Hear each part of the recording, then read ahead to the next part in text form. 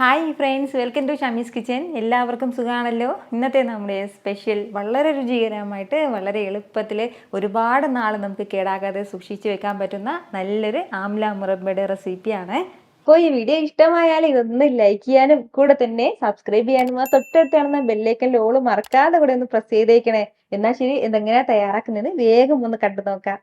അപ്പോൾ ഇത് തയ്യാറാക്കി എടുക്കാനായിട്ട് ഞാനിപ്പോൾ ഇതുപോലെ 1/2 കിലോ അളവിൽ നെല്ലിക്ക എടുത്തിട്ടുണ്ട്. നെല്ലിക്ക നന്നായിട്ടൊന്ന് കഴുകിയിട്ട് ഒരു കോട്ടൺ തുണി വെച്ചിട്ട് നന്നായിട്ടൊന്ന് തുടച്ചെടുത്തിട്ടുള്ളതാണിത്.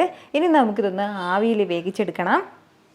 ആവശ്യമില്ല വെള്ളം വെച്ചിട്ടുണ്ട്, അത് നന്നായിട്ട് ഇനി തിളച്ച് തുടങ്ങിയിരിക്കുകയാണ്. ഇതിലേക്ക് നമുക്കിനി മുകളിലായിട്ട് തട്ടിട്ട് കൊടുക്കാം. ഇതിന് മുകളിലായിട്ട് നമ്മുടെ നെല്ലിക്ക വയ്ക്കാം. ഇനി മാക്സിമം ഒരു 4 മിനിറ്റ് മാത്രം നമ്മളിതൊന്ന് ആവിയിൽ വേവിച്ചെടുത്താൽ മതിയാവും. കൂടുതൽ സമയം നമ്മളിത് വേവിക്കാൻ വേണ്ടി വെക്കരുത്, എങ്കിൽ പിന്നെ ഒരുപാട് സോഫ്റ്റായി വെന്ത് പോകും. അങ്ങനെ നമുക്ക് ആവശ്യമായിട്ടില്ല. ഇപ്പോൾ നമ്മുടെ നെല്ലിക്ക ഇങ്ങനെ ഒന്ന് ആവിയിൽ വേകാൻ തുടങ്ങിയിട്ട് ഏകദേശം ഒരു 4 മിനിറ്റോളം ആയിട്ടുണ്ട്. നല്ലതുപോലെ തന്നെ സോഫ്റ്റായി വന്നിട്ടുണ്ട്. കൂടുതൽ സോഫ്റ്റ് ആക്കേണ്ട, ഇനി നമുക്ക് ഫ്ലെയിം ഓഫ് ചെയ്യാം. ഇനി ആവിയിൽ നിന്ന് നേരത്തെ നമുക്കൊരു ബോളിലേക്ക് മാറ്റാവുന്നതാണ്. ഇപ്പോൾ നമ്മുടെ ഈ നെല്ലിക്കയെല്ലാം ചെറിയ രീതിയിൽ ഒന്ന് തണുത്ത് കിട്ടിയിട്ടുണ്ട്. ഇനി നമുക്ക് വേണ്ടത് ഓരോ നെല്ലിക്കയും കയ്യിലേക്ക് എടുത്തിട്ട് ഇതുപോലെ ഒരു ഫോർക്ക് വെച്ചിട്ട് നന്നായിട്ട് ഒന്ന് പ്രസ് ചെയ്തൊന്ന് കുത്തി കൊടുത്തിട്ട് നല്ലതുപോലെ ഹോൾസ് ഉണ്ടാക്കിയെടുക്കണം. എത്രത്തോളം നമുക്ക് ഇതുപോലെ ഇങ്ങനെ കുത്തി ഹോൾസ് ഉണ്ടാക്കാൻ പറ്റും അത്രത്തോളം ഉണ്ടാക്കാവുന്നതാണ്. പക്ഷേ നന്നായിട്ട് ഇങ്ങനെ ആഴത്തിൽ ഇങ്ങനെ താഴ്ത്തിയിട്ട് ഇതിങ്ങനെ പൊടിഞ്ഞു പോകരുത്, അതൊന്ന് പ്രത്യേകം ശ്രദ്ധിച്ചേക്കണം. അപ്പോൾ ഇങ്ങനെ നമുക്ക് ഹോൾസും കൂടി ഇടാൻ കണക്കിനാണ് ഞാൻ പറഞ്ഞിട്ടുണ്ടായിരുന്നത്. അധികമായിട്ട് നമ്മളിത് വേവിച്ചെടുക്കാൻ പാടില്ല എന്ന്. ഈ ഒരു രീതിക്ക് തന്നെ നമുക്ക് എല്ലാ നെല്ലിക്കയും ഒന്ന് ഹോൾസ് ഇട്ടെടുക്കാം. നമ്മുടെ ഈ നെല്ലിക്ക എല്ലാം ഫോർക്ക് വെച്ചിട്ട് നല്ല രീതിക്കൊന്ന് ഹോൾസ് ഉണ്ടാക്കി എടുത്തിട്ടുണ്ട്.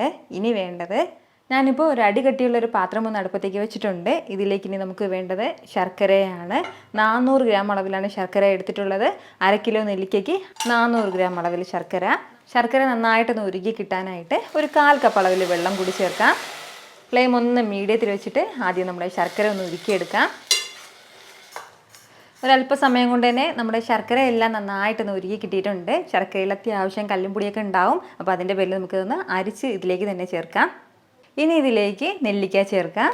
കൂടെ ഇതിലേക്ക് ഒരു 4 ഏലക്കയുടെ കുരു മാത്രം ഒന്ന് ചതച്ചതും കൂടി ചേർക്കാം. ഇനി ഇത് നല്ല രീതിക്ക് നമുക്കൊന്ന് ഇളക്കി കൊടുത്തുകൊണ്ടേയിരിക്കാം. നമ്മുടെ ശർക്കര പാനിയൊക്കെ ഒന്ന് ചെറുതായിട്ടൊന്ന് കുറുകി വരണം. ആ ഒരു സമയം വരെ നമ്മളിത് ഇളക്കി കൊടുക്കേണ്ടതായിട്ടുണ്ട്. നമ്മളിതുപോലെ ഇങ്ങനെ ഹോൾട്ട് കൊടുക്കുമ്പോൾ മാത്രമായിരിക്കും നമ്മുടെ ഈ ശർക്കര പാനിയൊക്കെ ഈ നെല്ലിക്കയിൽ നല്ലതുപോലെ ഒന്ന് പിടിച്ച് കിട്ടുന്നത്. നമ്മളിപ്പോൾ ആംല മുറബ് തയ്യാറാക്കിയെടുക്കുന്നത് ശർക്കരയിലാണ്. അതല്ലാതെ നമുക്ക് തേനിൽ തയ്യാറാക്കണം എന്നുണ്ടെങ്കിൽ എന്ത് ചെയ്യണമെന്ന് വെച്ചാൽ ഇതുപോലെ നമ്മളൊന്ന് ആവിയിൽ നെല്ലിക്ക വേവിച്ചെടുക്കണം. എന്നിട്ട് ഇതൊരു കുപ്പിയിലാക്കിയിട്ട്, അതായത് ഗ്ലാസ് ഭരണിയിലേക്കൊന്ന് മാറ്റിയിട്ട് അതിലേക്ക് നെല്ലിക്ക ചേർത്തിട്ട് നല്ല ശുദ്ധമായിട്ടുള്ള തേൻ അതിലേക്ക് ചേർത്ത് ഒരു 4-5 ദിവസം വരെ നമ്മളൊന്ന് വെയിൽ കൊള്ളിച്ചെടുക്കണം. അപ്പോഴത്തേക്ക് 5 ദിവസം കഴിയുമ്പോഴത്തേക്ക് നല്ലതുപോലെ തന്നെ സോഫ്റ്റായിട്ട് നെല്ലിക്ക വന്നിട്ടുണ്ടാവും. പിന്നീട് നമുക്കത് സ്റ്റോർ ചെയ്ത് വെക്കാവുന്നതാണ്. അപ്പോൾ അതിൻ്റെ ഒരു റെസിപ്പി ഞാൻ അടുത്ത് വരുന്ന ദിവസങ്ങളിൽ ഞാൻ പോസ്റ്റ് ചെയ്യാം കേട്ടോ. അത് നമ്മൾ കംപ്ലീറ്റ് ആയിട്ട് തേനിൽ തന്നെ തയ്യാറാക്കി എടുക്കേണ്ടതാണ്. നമ്മൾ ഇതുപോലെ ആംല മുറബ ശർക്കരയിൽ തയ്യാറാക്കി സൂക്ഷിക്കുകയാണെന്നുണ്ടെങ്കിൽ ഏകദേശം 6 മാസം വരെ നമുക്കിത് ഫ്രിഡ്ജിൽ സൂക്ഷിക്കാൻ പറ്റുന്നതാണ്. കൈയെടുക്കാതെ തന്നെ ഇളക്കി കൊടുത്തുകൊണ്ടേ ഇരിക്കണം. ഇതിൻ്റെ കളറൊക്കെ ലൈറ്റായിട്ടൊന്ന് മാറി തുടങ്ങും. അതുവരെ നമ്മളിതുപോലെ ഇളക്കി കൊടുക്കണം. നമ്മുടെ ശർക്കര പാനിയൊക്കെ ഒരു നൂൽ പരുവമാകും കേട്ടോ. ഞാൻ ഇതിപ്പോൾ ഇങ്ങനെ നമ്മൾ ഇളക്കി കൊടുക്കാൻ തുടങ്ങിയിട്ട് ഏകദേശം ഒരു 10 മിനിറ്റോളം ആയിട്ടുണ്ട്. അപ്പോൾ നമ്മുടെ ശർക്കരയൊക്കെ നല്ലതുപോലെ തന്നെ ഒന്ന് കുറുകി ഒരു നൂൽ പരുവമൊക്കെ ആയി വന്നിട്ടുണ്ട്. ഈ ഒരു സ്റ്റേജിൽ നമുക്കിനി ഇതിലേക്ക് ചേർക്കേണ്ടത് ഒരു പകുതി നാരങ്ങയുടെ ജ്യൂസും കൂടിയാണ്. അപ്പോൾ നമ്മൾ ഈ പകുതി നാരങ്ങ നീര് ചേർക്കുമ്പോഴത്തേക്കും പിന്നീട് ഈ ശർക്കര പാനി ക്രിസ്റ്റലാകാതെ ഇരിക്കും. ഇനി വീണ്ടും നല്ല രീതിക്ക് തന്നെ നമുക്ക് ഇളക്കി കൊടുത്തുകൊണ്ടേയിരിക്കാം. ശർക്കര പാനിയൊക്കെ നന്നായിട്ടൊന്ന് കുറുകി കിട്ടണം. അതുപോലെ തന്നെ നമ്മുടെ നെല്ലിക്കയുടെ കളറൊക്കെ ഒന്ന് മാറി തുടങ്ങും കേട്ടോ. അതുവരെ ഇതൊന്ന് തിളയ്ക്കേണ്ടതായിട്ടുണ്ട്. ഇതിപ്പോൾ ഇങ്ങനെ ഒന്ന് തിളയ്ക്കാൻ തുടങ്ങിയിട്ട് വീണ്ടും കുറച്ച് സമയം കൂടി ആയിട്ടുണ്ട്. നമ്മുടെ നെല്ലിക്കയുടെ കളറൊക്കെ മാറി നല്ലൊരു ലൈറ്റ് ബ്രൗൺ കളറായിട്ടുണ്ട്. ഇതാണ് അതിൻ്റെ ഒരു കറക്റ്റ് പരുവം എന്ന് പറയുന്നത്. നമ്മൾ കുറച്ച് സമയം കൂടിയിട്ട് തിളപ്പിക്കുകയാണെന്നുണ്ടെങ്കിൽ നമ്മുടെ ശർക്കര പാനിയെല്ലാം കരിഞ്ഞു പോകും. അങ്ങനെ കരിഞ്ഞു പോകാൻ വേണ്ടി വിടരുത്. ഈ ശർക്കര പാനിയുടെ ആ ഒരു കളർ എന്ന് പറയുന്നത് ഇതാണ്. ഇത് ഇത്രയും ആയിക്കഴിഞ്ഞാൽ പിന്നീട് നമുക്ക് ഫ്ലെയിം ഓഫ് ചെയ്യാവുന്നതാണ്. ഇനി നമുക്ക് വേണ്ട എന്താണെന്ന് വെച്ചാൽ നമ്മുടെ നെല്ലിക്കയും ശർക്കര പാനിയൊക്കെ അത്യാവശ്യം നല്ല ചൂടാണ്. ഇത് നല്ലതുപോലെ റൂം ടെമ്പറേച്ചറിൽ നിന്ന് തണുത്ത് കിട്ടട്ടെ. ഏകദേശം ഒരു 3-4 മണിക്കൂർ ഒന്ന് കഴിഞ്ഞിട്ട് വേണം കേട്ടോ ഇത് എടുക്കാനായിട്ട്. ഇതിപ്പോൾ റൂം ടെമ്പറേച്ചറിൽ വളരെ നന്നായിട്ട് തന്നെ തണുത്ത് കിട്ടിയിട്ടുണ്ട്. അപ്പോൾ ഇനി നമുക്കിത് ഒരു ഗ്ലാസ് ബോട്ടിലൊന്ന് സ്റ്റോർ ചെയ്ത് വെക്കാവുന്നതാണ്. ഫ്രിഡ്ജിൽ ഒരു 6 മാസം വരെയും സ്റ്റോർ ചെയ്ത് വെക്കാം. പുറത്താണെന്നുണ്ടെങ്കിൽ 1 മാസം വരെ നമുക്കിത് സ്റ്റോർ ചെയ്യാവുന്നതാണ്. എപ്പോഴെല്ലാം നമുക്ക് നെല്ലിക്ക കഴിക്കണം എന്ന് തോന്നുമോ അപ്പോഴെല്ലാം നമുക്ക് ഓരോന്നായിട്ട് കഴിക്കാവുന്നതാണ്.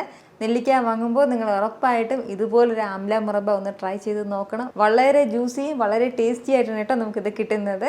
അപ്പോൾ ഉറപ്പായിട്ട് നിങ്ങൾ ഇതുപോലെ ഒന്ന് വീട്ടിൽ ട്രൈ ചെയ്ത് നോക്കിയിട്ട് നിങ്ങളുടെ ഫീഡ്ബാക്ക് എനിക്കൊന്ന് മറക്കാതെ അറിയിച്ചേക്കണം. കാരണം നിങ്ങളുടെ ഫീഡ്ബാക്ക് കാണുമ്പോഴായിരിക്കും അത് മറ്റുള്ളവർക്കും തയ്യാറാക്കി നോക്കണം എന്നുള്ളൊരു പ്രചോദനം ഉണ്ടാകുന്നത്. എത്ര എളുപ്പത്തിലും രുചികരമായിട്ടാണല്ലേ നമ്മൾ തയ്യാറാക്കി എടുത്തിട്ടുള്ളത്. അപ്പോൾ ഇത് ഇഷ്ടമായാൽ ഇതൊന്ന് ലൈക്ക് ചെയ്യാനും കൂടെ തന്നെ നിങ്ങളുടെ ഫ്രണ്ട്സിനും ഫാമിലിക്കും എല്ലാവർക്കും ഇതൊന്ന് ഷെയർ കൂടി ചെയ്ത് കൊടുത്തേക്കണം. ഇതുപോലുള്ള റെസിപ്പിക്ക് വേണ്ടിയിട്ട് നമ്മുടെ ഷാമീസ് കിച്ചൻ ചാനൽ ഫോളോ ചെയ്യാനും സബ്സ്ക്രൈബ് ചെയ്യാനൊന്നും ആരും മറക്കരുത്. വീണ്ടും നല്ലൊരു ഷാർ വീഡിയോ ആയിട്ട് നാളെ കാണാം. അതുവരേക്കും എല്ലാവരും ഹാപ്പി ആയിട്ടിരിക്കുക, സന്തോഷമായിട്ടിരിക്കുക, എല്ലാവരും സേഫ് ആയിട്ടിരിക്കണം. Take care friends. ടാറ്റാ.